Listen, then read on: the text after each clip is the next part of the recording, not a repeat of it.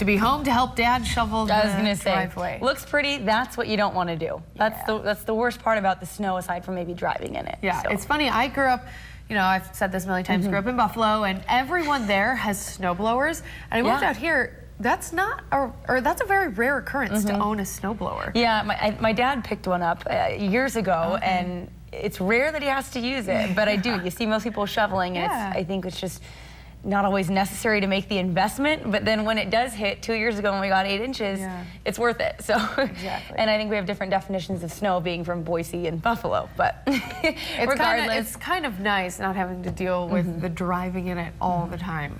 Back there. You could be driving in a little bit of it today, though, if you're headed up to the mountains or into eastern Oregon or really anywhere west of here. A couple of storms making their way through the Pacific, and that's going to bring the potential for snow above about 4,500 feet today, so our valley elevation about 2,700 feet, so we're a little low for that. You can see on the radar right now showers sneaking in, but they're really falling apart as they make their way inland to the Boise area. But Meridian, Eagle, up toward Emmett, seeing some light shower activity there, and there's the potential for wet roads really all the way from Meridian till about the Oregon-Idaho border out there on I-84.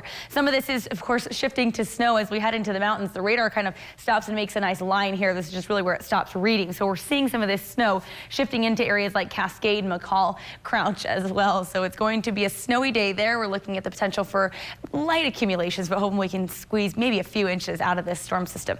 On a wider scale, you can see what's going on across the region. A colorful array here on the watches and warnings map. Everything in purple is a winter weather advisory. This here is a wind advisory that just popped up in eastern Idaho. If you're traveling in that direction, take it easy on the roads. And with the winter weather advisory, especially if you're headed up into eastern Oregon over the Blues Mountain Pass, you could see the potential for 2 to 4 inches of snow on the road and also gusty winds. That's what this winter weather advisory really covers. We'll be watching for kind of a rain-snow mix in some of our mountains, but turning to snow, as I mentioned, above 4,500 feet.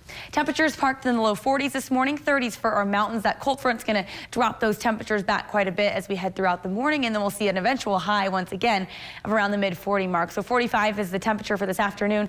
Morning showers this morning for the most part, and then they'll clear out those skies a little bit later on. We could see mostly cloudy conditions throughout the day. It's also going to get windy behind that cold front.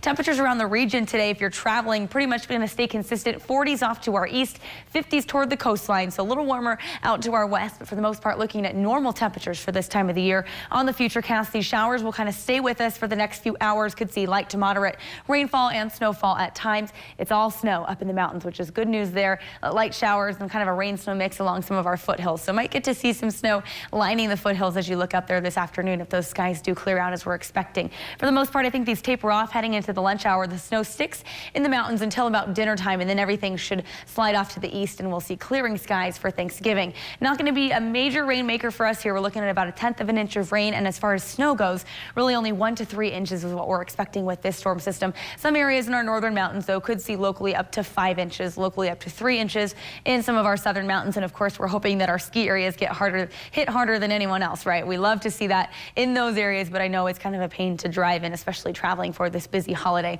So far, things are looking good for your Thanksgiving forecast. Maybe you're starting to throw some stuff in the oven, or at least think about doing it. We're looking at a temperature of 50 degrees tomorrow afternoon. Morning fog possible. It's going to be a cold morning if you're out running the Turkey Day 5K. Partly cloudy skies otherwise, and it's going to be breezy once again. The wind sticks with us beyond today and into Friday. Temperatures are going to be mild, but with that wind chill, might feel a little bit colder than those afternoon highs. We'll stay unsettled through the weekend with a chance of snow coming back into the picture for Sunday and Monday. It's going to be a wintry mix as those temperatures dip below freezing. Snow levels dropping to the valley floor, so stay tuned. Not sure if it'll stick much, but we could see some flurries around here soon.